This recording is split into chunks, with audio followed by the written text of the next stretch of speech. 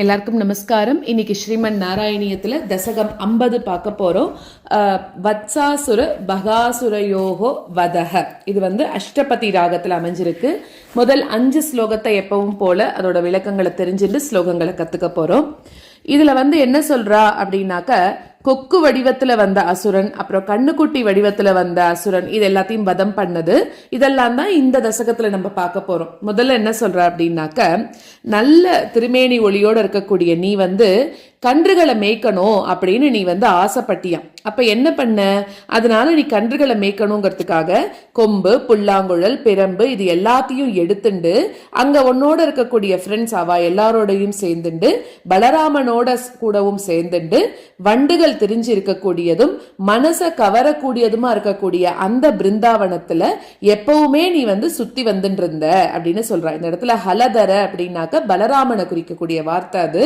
So தேனீக்கள் கூட்டமெல்லாம் நிறைஞ்ச அந்த பிருந்தாவனம், அதுல நீ பலராமனோட சுத்தி வந்த அப்படிங்கிறது முதல் ஸ்லோகத்துல சொல்றான். அடுத்தது செகண்ட் ஸ்லோகத்துல என்ன சொல்றான்னா, உன்னோட திருவடி பட்ட உடனேவே அந்த இடம் என்ன ஆயிடுத்துன்னா, உலகத்தை ரட்சிக்க கூடியது உன்னோட திருவடி இல்லையா? அதனால என்ன ஆகுறதுன்னா, தாமரை மலர்களால, லக்ஷ்மி தேவியோட தாமரை மலர்கள் மாதிரி இருக்கக்கூடிய கைகளால வருடப்பட்டது உன்னோட திருவடி. சோ அந்த மாதிரி உன்னோட திருவடியை நீ என்ன பண்ற?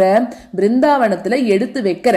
அப்ப எடுத்து வைக்கக்கூடிய நேரத்திலே என்ன ஆகுறதுன்னா, அங்க இருக்கக்கூடிய மரம், கொடி, அதே மாதிரி நீர், நிலம், மலை, வயல், இதுல எல்லாத்துக்கும் ஒரு நல்ல கதி கிடைச்சுதா, எல்லாமே மேன்மையாயிடுது அப்படிங்கிறா. ஏன்னா அது வரைக்கும் பூக்காத மரமெல்லாம் பூத்துதான், கொடி பறந்து இருந்துதான், நீர்வளமெல்லாம் பெருகி போச்சான். ஸோ அந்த மாதிரி உன்னோட திருவடி ஸ்பரிசம் அங்க பட்ட உடனே எல்லாமே மேன்மை அடைஞ்சது அப்படின்றான். அடுத்தது, காட்டுக்கு நடுவுல ஒரு பச்சை புல்லு, அதுல ஒரு குளிர்ந்த காத்து வீசுறது. அங்க அந்த அகன்ற யமுனையில கன்றுகள் எல்லாத்தையும் மேய வச்சுட்டு அதுக்கப்புறம் நீ என்ன பண்ற? அதை எல்லாத்தையும் கூட்டிண்டு கோவர்தன மலைக்கும் நீ போற.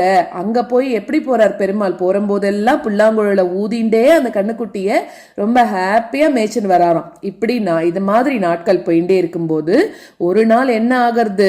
கண்ணுக்குட்டிக்கு நடுவுல ஒரு எல்லா கண்ணுக்குட்டிக்கும் நடுவுல கூட கண்ணுக்குட்டியோட வடிவத்தோட ஒரு அசுரன் அவன் வரத நீ பார்த்துட்ட. அவன் என்ன நினைச்சுட்டு இருக்கான்? கண்ணுக்குட்டி மாதிரி வந்தா உன்னால கண்டுபிடிக்க முடியாது அப்படின்னு நினைச்சுட்டு இருக்கான். ஆனா உனக்கு தான் எல்லாமே தெரியுமே, அதனால நீ என்ன பண்ணிட்ட? கண்ணுக்குட்டி மாதிரி வந்த ஒரு அசுரனை நீ கண்டுபிடிச்சிட்ட அப்படிங்கிறான். அப்ப அந்த அசுரன் என்ன பண்றான்? இவர் பாக்குறாரு, என்ன எல்லா கண்ணுக்குட்டியும் ஒரு போல பிஹேவ் பண்றது, இது மட்டும் ஏதோ சம்திங் சேஞ்ச் இருக்கே அப்படின்னு பாக்குறாராம். அப்போ அது என்னெல்லாம் பண்றது? வேக வேகமா வாழை ஆட்டிண்டு சுத்தின்னு இருந்தது அந்த இடத்துல. அப்போ தன்னோட கழுத்தை என்ன பண்றது? கொஞ்சம் கொஞ்சமா திருப்பிண்டு, அதாவது உனக்கு எப்ப கஷ்டம் கொடுக்கலாம் அப்படிங்கறதுக்காக, இப்ப தப்பு பண்றவா அப்படியே பார்த்துட்டே இருப்பா இல்லையா, அதே மாதிரி இதுவும் என்ன பண்ணுறது? வாழை ஆட்டிண்டு உன்னை திரும்பி திரும்பி பார்த்துட்டு உன்னை எப்படா வதம் பண்ணலாம் அப்படின்னு வெயிட் பண்ணிட்டு இருக்கான். அதை நீ கவனிச்சுட்ட அப்படிங்கிறார். அப்போ அவனோட பார்வையை உத்து நோக்கி அவனோட கால்களை நீ என்ன பண்ணிட்ட? பிடிச்சுட்ட. அவன் நினைச்சுட்டு இருக்கான், கண்ணுக்குட்டியா வந்தா உனக்கு தெரியாது அப்படின்னு வந்த வத்சாசுரன். அவனை நீ என்ன பண்ண? இப்ப பிடிச்சுட்டு அவனோட காலை பிடிச்சு பல தடவை அவனோட காலை சுத்தி அவனோட உயிர் போக வச்ச. அதுக்கப்புறம் பெரிய மரம், அதுக்கு மேல அந்த உடம்ப நீ என்ன பண்ண? தூக்கி எறிஞ்சிட்ட அப்படின்னு சொல்றான். அடுத்தது, பிறவியிலேயே ரொம்ப கொடியவன் தான் அந்த அசுரன், வத்சாசுரன்கிறவன். அவன் என்ன பண்றான்? அவனோட உயிரில்லாத ஒரு பெரிய உடம்பு அது என்ன ஆகுறதுன்னா, காத்துல இருக்கக்கூடிய காட்டு இருக்கு, காடு, ஃபாரஸ்ட், அதுல இருக்கக்கூடிய மரங்களுக்கு மேல விழறதான். அப்போ அந்த உடம்பு விழுந்த வேகத்துல என்ன ஆகுதுன்னா, அந்த மரங்கள் எல்லாம் பொடி பொடியா ஆயிடுத்து. ஏன்னா அவன் அவ்வளோ பெரிய அசுரன். ஆனா அவன் கண்ணுக்குட்டியில தன்னோட உடம்ப சுருக்கிண்டு வந்திருக்கான். ஆனா பெருமாள் அவனை வதம் பண்ண உடனே என்ன ஆயிடுறது? திருப்பி அவனுக்கு அவனோட பழைய உடம்பு வந்துடுறதாம்.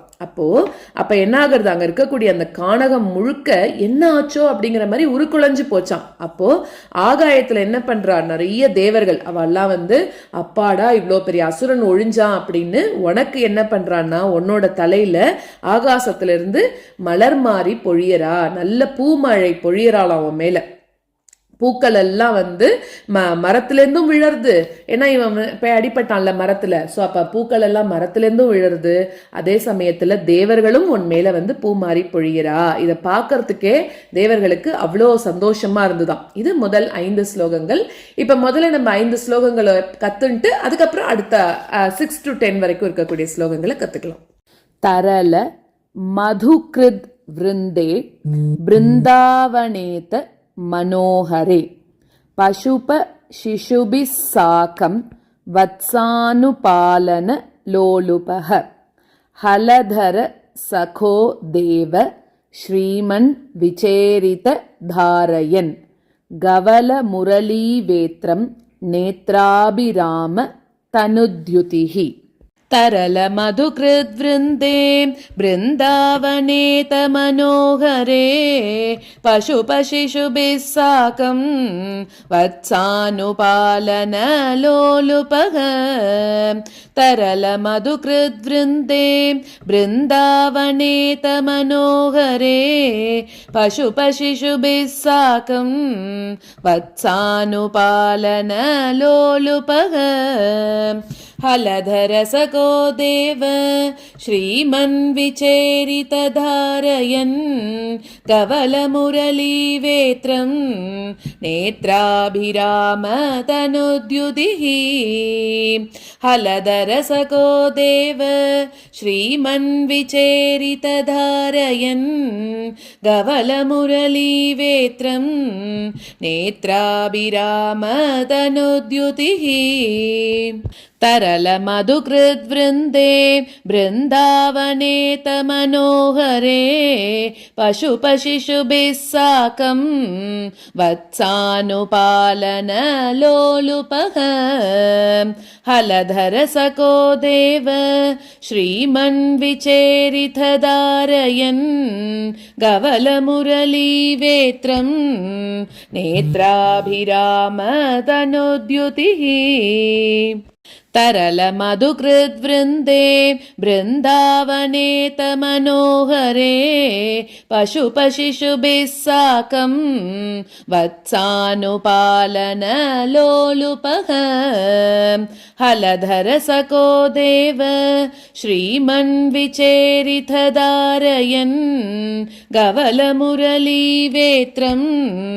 नेत्राभिराम तनुद्युतिः विहित जगतीरक्षं लक्ष्मीकराम्बुजलालितं ददति चरणद्वन्द्वं वृन्दावने त्वयि पावने किमिव न बभौ सम्पत् सम्पूरितं तरुवल्लरी सलिलधरणीगोत्र क्षेत्रादिकं कमलापते विहित जगतीरक्षं लक्ष्मीकराम्बुजलालितं ददति चरणद्वन्द्वं वृन्दावने त्वयि पावने विहित जगतीरक्षं लक्ष्मीकराम्बुजलालितं ददति चरणद्वन्द्वं वृन्दावने त्वयि पावने किमिव न बभौ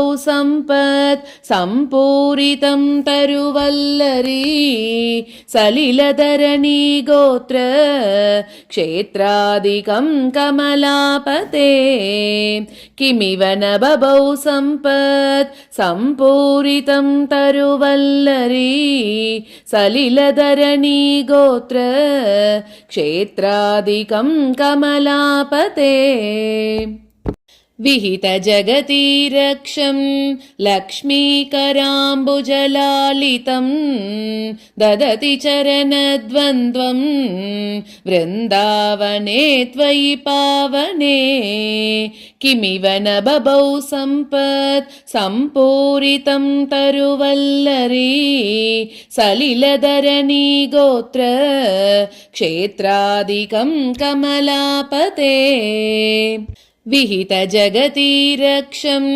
लक्ष्मीकराम्बुजलालितं ददति चरणद्वन्द्वं वृन्दावने त्वयि पावने किमिव न बभौ सम्पत् सम्पूरितं तरुवल्लरी सलिलधरणी गोत्र क्षेत्रादिकं कमलापते विलसदुलपे कान्ता रान्ते समीरन शीतले विपुलयमुनातीरे गोवर्धनाचल मूर्धसु ललितमुरलीनादः सञ्चारयन् खलु वात्सकं क्वचन दिवसे दैत्यं वत्साकृतिं त्वमुदैक्षताः विलसदुलपे कान्ता रान्ते समीरनशीतले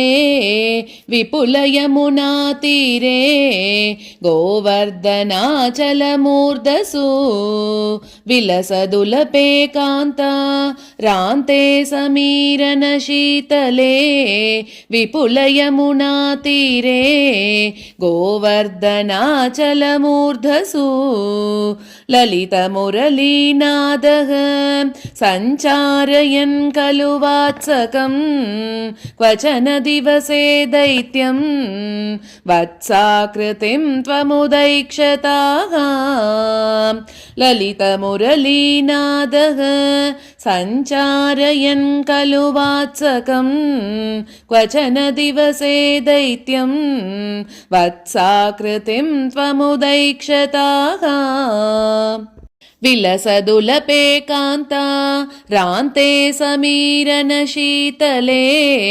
विपुलयमुनातीरे गोवर्धनाचलमूर्धसु ललितमुरलीनादः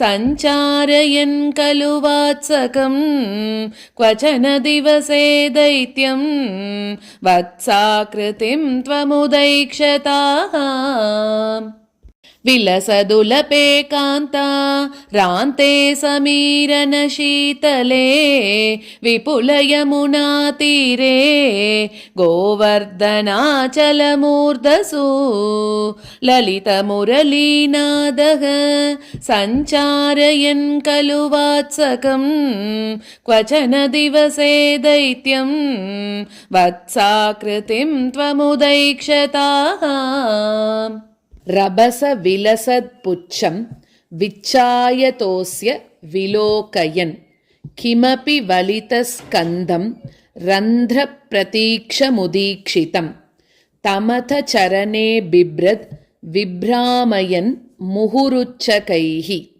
कुहचन महावृक्षे चिक्षेपित क्षतजीवितम् रभस विलसत्पुच्छं विच्चायतोऽस्य विलोकयन् किमपि वलितस्कन्धं रन्ध्रप्रतीक्षमुदीक्षितं रभस विलसत्पुच्छं विच्चायतोऽस्य विलोकयन् किमपि वलितस्कन्धं रन्ध्रप्रतीक्षमुदीक्षितं तमत चरणे बिभ्रद् विभ्रामयन् मुहुरुच्चकैः कुहचन महावृक्षे चिक्षेपित क्षतजीवितम् तमत चरणे बिभ्रद् विभ्रामयन् मुहुरुच्चकैः कुहचन महावृक्षे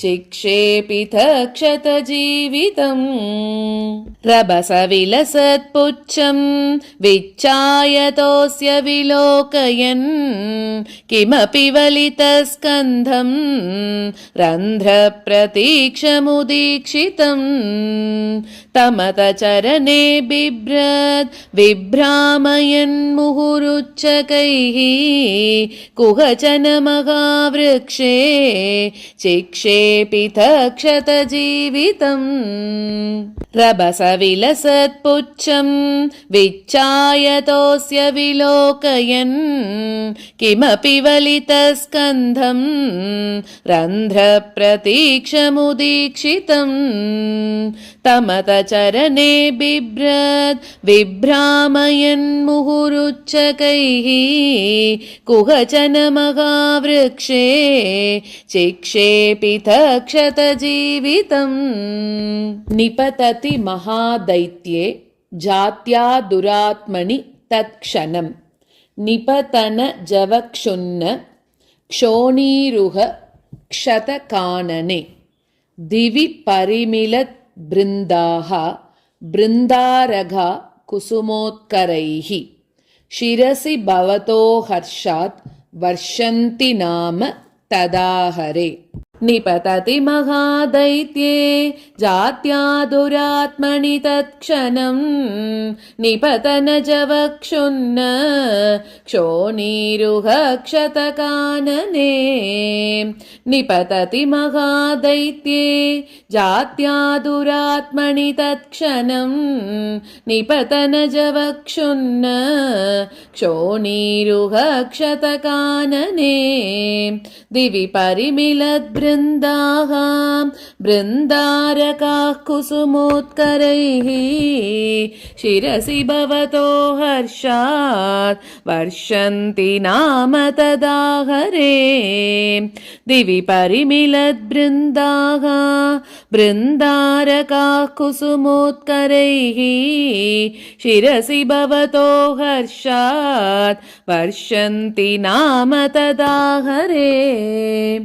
निपतति महादैत्ये जात्या दुरात्मनि तत्क्षणम् निपतनजवक्षुन्न क्षोणीरुह क्षतकानने दिवि परिमिलद्बृन्दाः बृन्दारकाः कुसुमोत्करैः शिरसि भवतो हर्षात् वर्षन्ति नाम तदा हरे निपतति महादैत्ये जात्या दुरात्मनि तत्क्षणम् निपतनजवक्षुन्न क्षोणीरुह क्षतकानने दिवि परिमिलद्बृन्दाः बृन्दारकाः कुसुमोत्करैः शिरसि भवतो हर्षात् वर्षन्ति नाम तदा हरे